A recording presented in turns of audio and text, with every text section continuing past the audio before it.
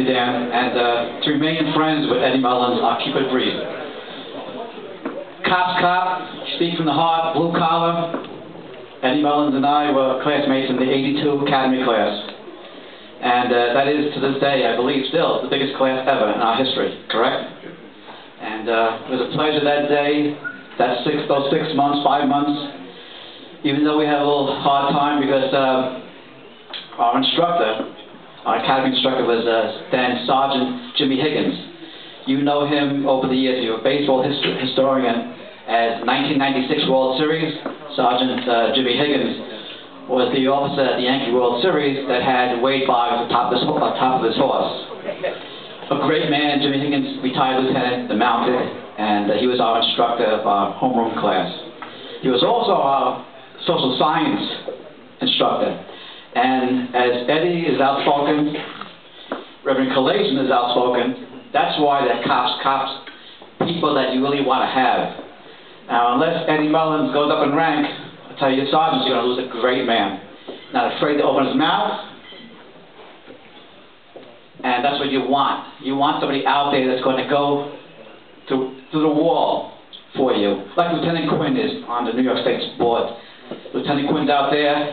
He's not even in here. Lieutenant Quinn is the best in the 2-8. And Eddie Mullins is the best that the SBA can have as a guy that's going to be out there for you. And I'm so glad that the State Shield asked me to honor Eddie Mullins as my friend and as your sergeant's leader. But before I go a little further with that, I just want to acknowledge a couple other people. Bonnie Ferguson, Tom Nerney, Major K Squad, who just went out, stepped out.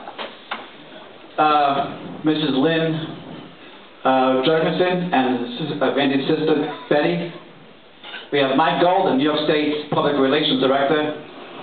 We have Dr. Gerald Ente, New York State FOP Surgeons Lodge. Eddie Russo, the president also of the New York City Transit Retirees. Mrs. Ann Venditti, I love you. Mrs. Reverend Collation, Valerie, and John Warburg is out there also. And I'm honored to be here and again to be on the distinguished dais.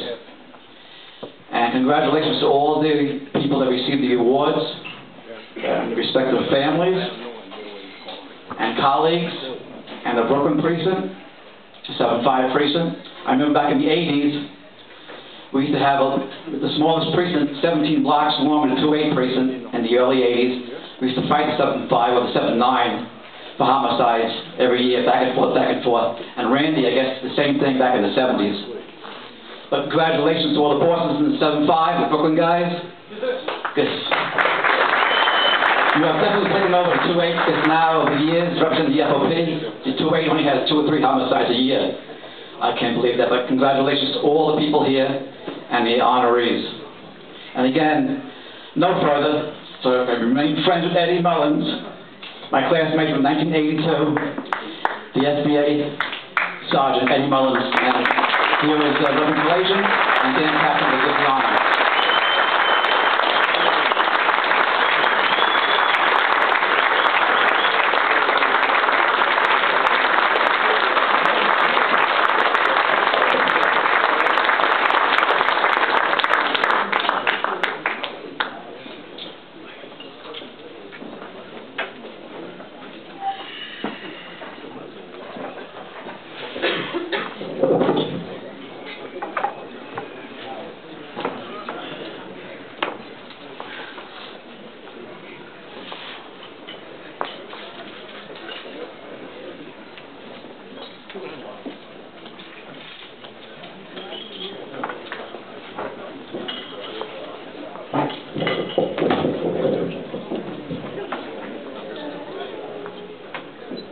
Thank everyone, particularly Dan, Tim, Reverend Collation. And I guess expect the moderator to set this up. And I'm glad to hear all the good stories we do about you in the 7-5. As a lieutenant in the 6-7, I always believe when bosses get promoted, they change and they get worse. He didn't. And he was a gentleman in the 6-7, but still a gentleman. And thank you for everything you did when you were there. Captain Jack Walt talked about leadership, and we'll go into Inspector Madre. The point that I wanted to make. This award tonight is really based on what's taking place here in the Bronx. 1962, General MacArthur gave a farewell speech in West Point. He talked about duty, honor, and country. In the 3 words, he put an emphasis on how they shape the character of the individuals, how they create your personality, your will, your beliefs, your integrity, everything. Those 3 words. And the naysayers all disagree. They said they're just 3 words. But he argued his point, and he explained it in greater detail. He talked about leadership in his speech. And what's missing here in the Bronx is leadership. It's missing in a lot of different aspects of the police department. A whole borough sat silent when innocent police officers were being prosecuted. I was in Central Booking the night of those indictments. And it's sad to see good, hard-working cops coming in, turning themselves in, and being treated as real criminals, as regular perps. And the Internal Affairs Bureau walking like peacocks, that they have this big fish. And it's going to be a big headline. People's lives were disrupted, not for courtesy that we hear about in the newspaper. It's courtesy. That's what we keep hearing. It's not a courtesy to take care of summonses. It's a culture that has existed for 5 decades. We have researched the discipline cases in the police department going back 5 decades. There has never been a single case against any police officer or any member of the NYPD solely and exclusively for fixing tickets. It's a culture that exists just like the free cups of coffee that existed back in the 60s and 70s and 80s, until Commissioner Brown decided to say it was okay to have a free cup of coffee. The summons scandal that's taking place is nothing more than a headline. That's all it is. It's lousy work by the district attorney's office and a failure of duty, honor, and country by the people that lead this department to come out and say the truth of what's taking place with these cops. It's wrong. They didn't do anything wrong. They're in a culture that everyone knows existed. Everyone.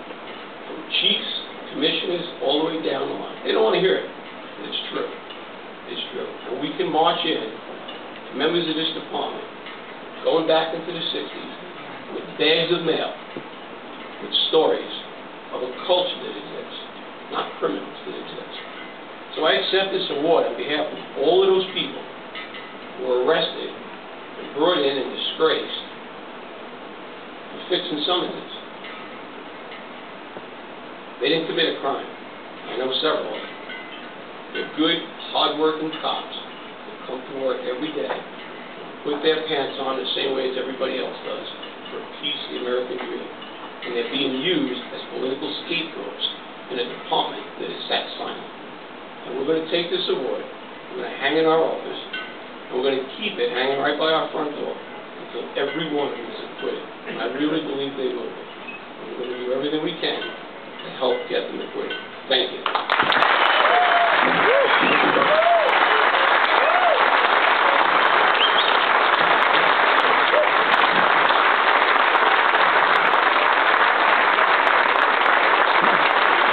That's why he's a cop's cop as a sergeant. Speaks the truth and he speaks for everybody. Thank you. He's the New York State Shield Man of the Year.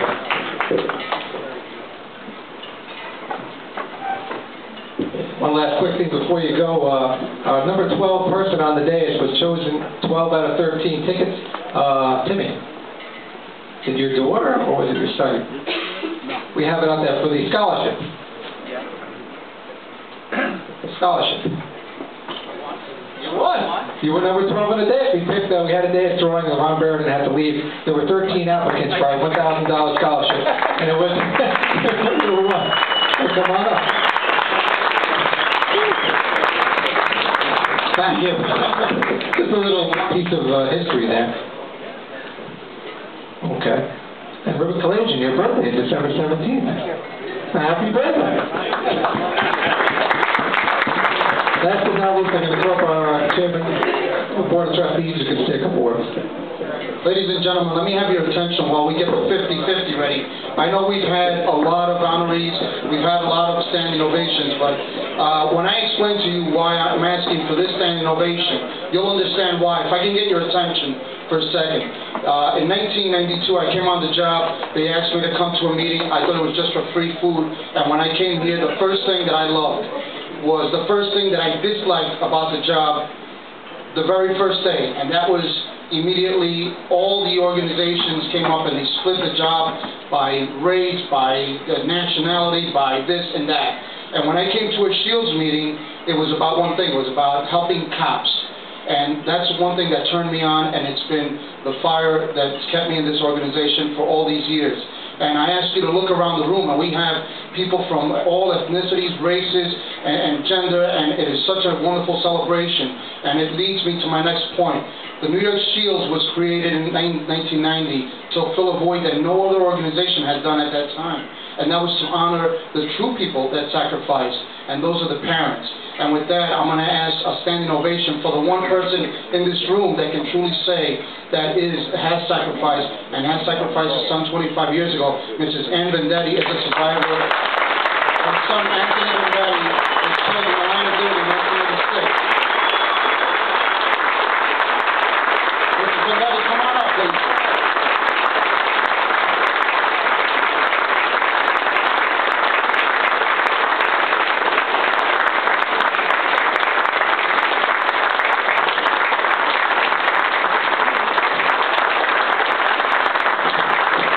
I know it's been a long night, and I know we've gotten up many times, but it was so important to do this because the good news is that all these years have gone by, and not only have we not forgotten Anne and the sacrifice of her son, who recently this year we celebrated the 25th anniversary of his remembrance, and we always will. And the good news for us as cops is that the line of duty deaths have decreased. So business is bad, but it's good for us. But in an era where we see uniformed cops ripping other cops at gunpoint out of cars in other states, and we see innocent cops being persecuted for giving out courtesies that you and I both know that we've received and given, this is the most important time now. We're at a very important time to maintain brotherhood, true brotherhood, not only amongst us within this job, but in all the other jobs. So it's very important for us to always remember, and it's so important that you're here because that's why we're all here. And while it's only one person that stands here, the reality is that every one of us can have a parent that could join us, and we never want to see another person join this revered club. But she's the last one that's left here, but it's one person that's enough for all of us to maintain this mission. Thank you for listening to this, and I appreciate your listening.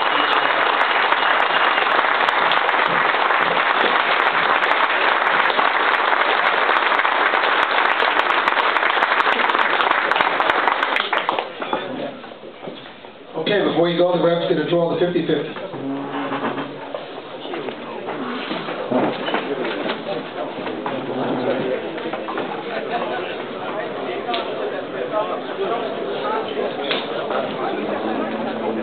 And the winning number is 759313.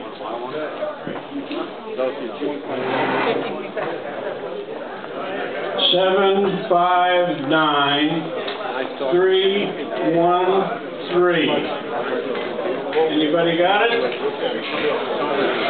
gotta pick another number.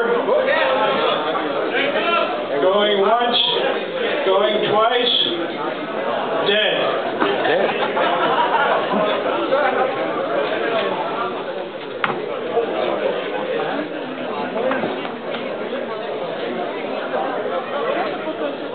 Okay, 759536.